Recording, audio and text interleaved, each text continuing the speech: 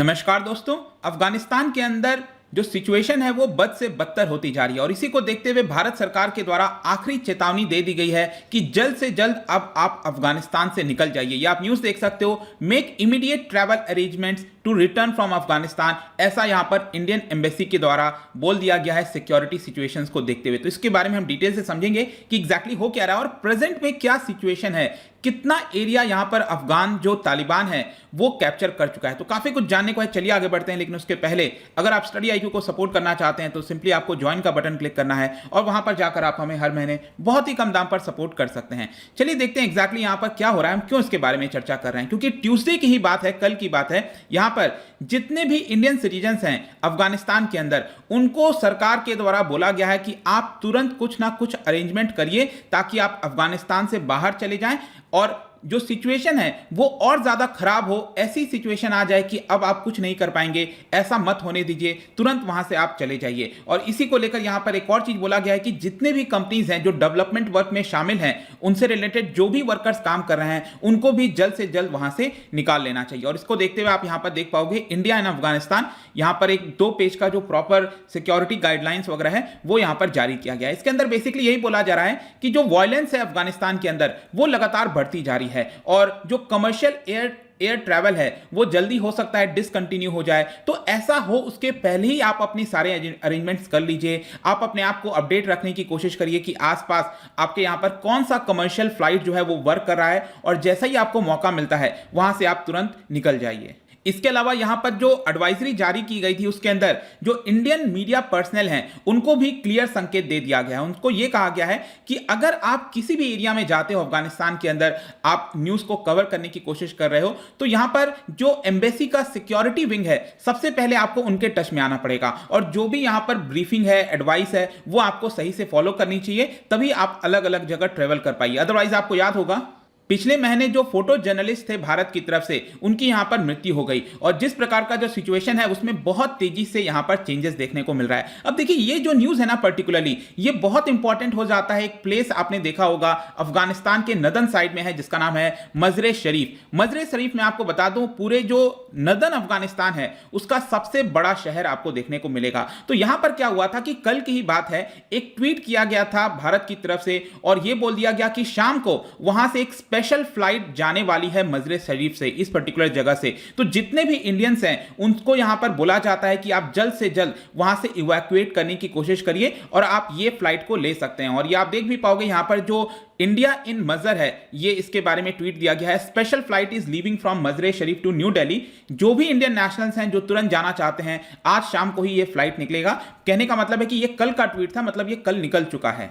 And they should immediately convey there full name, passport, जो भी है ये प्रॉपर जो डिटेल नंबर्स वगैरह हैं वो दे दिए गए थे ताकि जल्द से जल्द वो कांटेक्ट कर सकें और यहां से अफगानिस्तान से बाहर निकल सकें। इसके अलावा यहां पर एक और चीज है कि जो मजरे शरीफ है वहां पर आपको एक काउंसुलेट देखने को मिलेगा। कहने का मतलब यह है कि अफगानिस्तान के अंदर अगर आप देखोगे जो इसकी कैपिटल है काबुल, वहां पर तो एम्बेसी जो सबसे मेन हुआ करता है जिसको हम एम्बेसी कहते हैं वो तो आपको काबुल में मिलेगा, लेकिन एम्बेसी का ही जो छोटा रूप होता है जिसको हम काउंसुलेट कहते हैं, जो कि पासपोर्ट से रिलेटेड जो भी सर्विसेज वगैरह देना है वो भी प्रोवाइड किया जाता है। तो अफगानिस्तान के अंदर ये 4 हुआ करते थे। अब हुआ करते थे इसका मतलब यह है कि जैसे एक मजरे शरीफ मैंने आपको बताया जहां पर काउंसुलेट अभी भी है, इसके अलावा जलालाबाद में हुआ करता था ईस्टर्न साइड में, सदर्न साइड में कांधार हो गया और वेस्टर्न साइड में हेरात में यहां पर आपको देखने को मिलेगा। तो पिछले साल ही जो अप्रैल 2020 का महीना था वहां पर हेरात और जो जलालाबाद है यहां पर तो ऑलरेडी उसको पिछले साल ही क्लोज कर दिया गया था। और जस्ट कुछ दिन पहले आपने सुना होगा जो कांधार प्रोविंस में हमारा यहां पर काउंसुलेट था,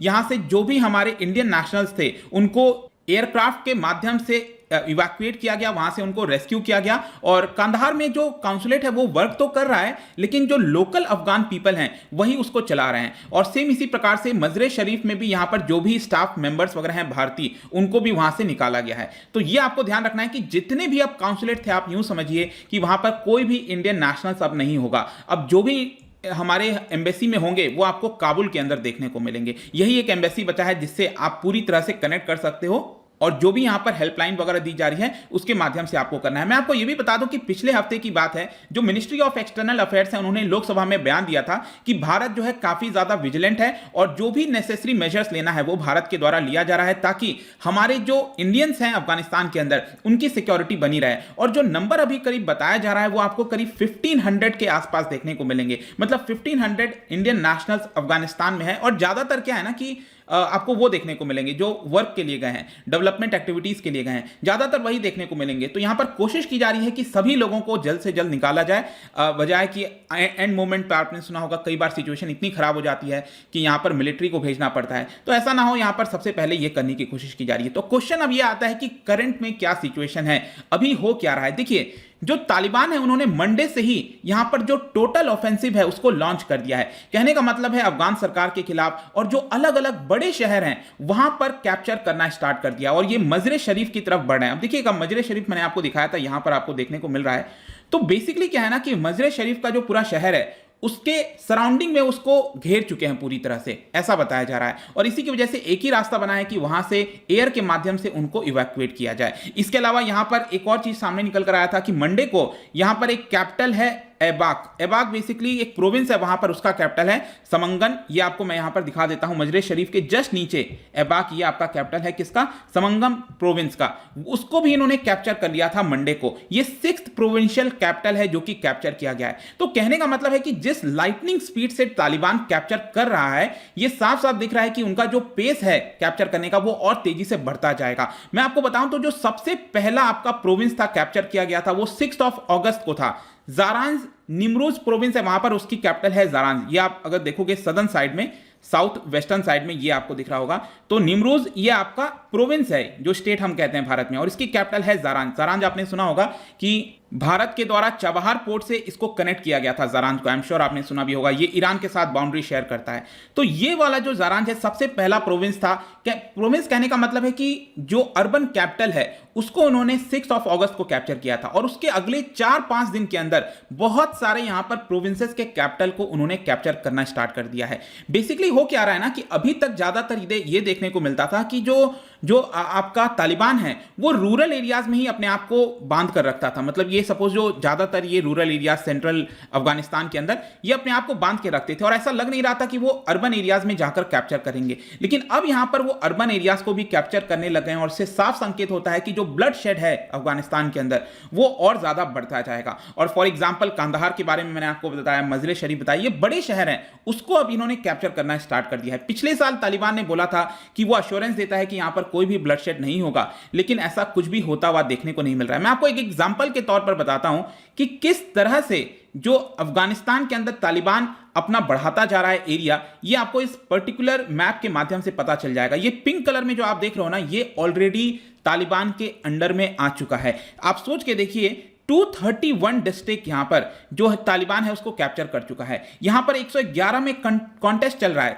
कहने का मतलब जो अफगान सरकार है, उनकी जो फोर्सेस है और तालिबान के बीच में लड़ाई चल रही है। सिर्फ 65 ऐसे डिस्ट्रिक्ट्स हैं जो कि सरकार के अंडर हैं, लेकिन ये 65 डिस्ट्रिक्ट बहुत इंपॉर्टेंट है क्योंकि ये मेजर अर्बन सेंटर्स आप कह सकते हो। तो ये ब्लू कलर में आपको देखने को मिल रहा है, ये आपका अफगानिस्तान सरकार के अंडर में है अभी। लेकिन इसका मतलब क्या हुआ कि ये बाकी जो लार्जर सिटीज हैं, क्या वो तुरंत अब तालिबान कैप्चर करेगा? देखिए, इतना आसान भी नहीं है।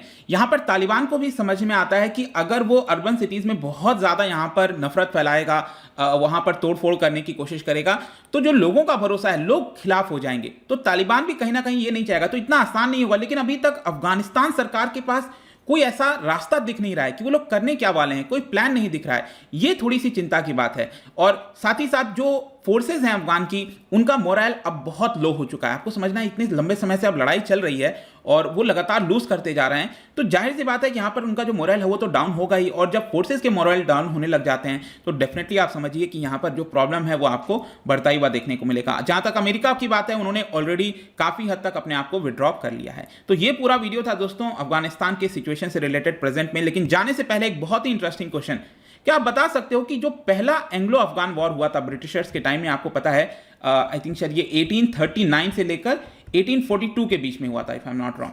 तो ये पहला अफगान वॉर था। तो इसका कारण क्या था, क्या आप ये बता सकते हैं इसका कारण क्या था जिसकी वजह से ये वॉर देखने को मिला था? और इसका जो राइट आंसर है आपको पता ही है, मेरे इंस्टाग्राम पर तो आपको मिलेगा ही, वहां पर अगर आप नहीं हो कोई बात नहीं, टेलीग्राम से भी इसका सही उत्तर ले सकते हैं आप। मैं कई सारे एमसीक्यूज यहां पर डालता रहता हूं, स्टोरीज के फॉर्म में आप जाकर प्ले कर सकते हो। बाकी अगर आपको इसका पीडीएफ चाहिए तो टेलीग्राम पर आइए, अलग अलग सोशल मीडिया पर भी आप मुझसे जुड़ सकते हैं। प्लस यहां पर अगर आप यूपीएससी की तैयारी कर रहे हैं, किसी भी एग्जाम की तैयारी कर रहे हैं, तो डेफिनेटली आप हमारे ऐप को डाउनलोड करिए, studiiq.com पर भी जा सकते हैं। बहुत ही कम दाम पर आपको अफोर्डेबल रेट्स में सारे कोर्सेज उपलब्ध करा दिए जाते हैं। आई होप कि ये वीडियो आपको पसंद आया होगा। मिलता हूं आपसे next time. Till then, thank you very much, see you soon.